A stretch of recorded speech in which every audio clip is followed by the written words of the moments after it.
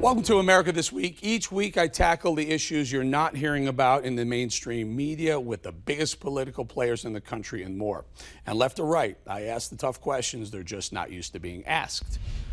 The cancel culture is the subject of tonight's memo. 2020 has been one hell of a year so far, with COVID-19 killing hundreds of thousands of Americans and protests and riots rocking our streets. And with this being a presidential election year, it all adds up to a massive bonfire of divisiveness burning through our city streets, our TV screens, and our dinner tables. Cancel culture in America is ablaze, not just a smoldering pit of red embers. Literally and figuratively, our culture is on fire. Everything in our culture seems to have a racial component to it too now. Watch. Look at the New York Times, the bestseller list. Race dominates the titles. White fragility. How to be an anti-racist. So you want to talk about race, just a few of the titles. The Washington Redskins have retired their team name and logo. A simple show of support for a seated president earned Goya CEO Bob Unanue a boycott. Now, Bob's a friend of mine, a really good guy, very religious. Bob's family came from Spain and grew a small store into an international success. That should give hope to all people who weren't born with money, affluence, or privilege. But Bob and Goya were canceled by the mob over an innocent comment about the president. To cancel someone, meaning to get them fired, force them to quit their jobs, and or berate them publicly in order to ruin their personal lives, is a relatively new phenomenon. It starts with a comment.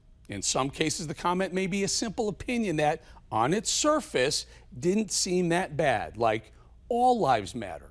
Or in Bob's case, I support the president. It merely disagrees with the cancel culture mob's way of thinking. Then the CC mob pulls out the big gun. They load it with a high caliber ammo and they fire away at the unsuspecting target. Boom, you're a racist is levied against the target. Within minutes, the cancel culture mob piles on social media, calling attention to the declared racist comment. From there, it should only take a short time before the target has apologized and been fired. Canceled. Racist is the preferred ammo. Preferred because of its power and fear-stoking ability. It's so powerful that targets rarely get a chance to explain themselves before they're summarily canceled. No opportunity to explain is given. Target canceled. Mob mission accomplished. This is playing out across America. The fear is real. The casualty, however, is free speech. Just look at a list of just a fraction of the people getting canceled for doing nothing more than expressing an opinion. Drew Brees for his support of the American flag, canceled almost. Stan Wisniewski, the Philadelphia Inquirer's top editor, lost his job for a headline saying, "Buildings matter too," after rioting in the street. That got canceled.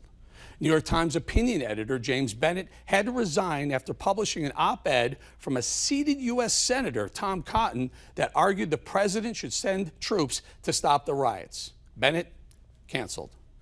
I don't know how this ends, but it's clear it can't continue this way. No one will be left to work, to create, to invent, to innovate.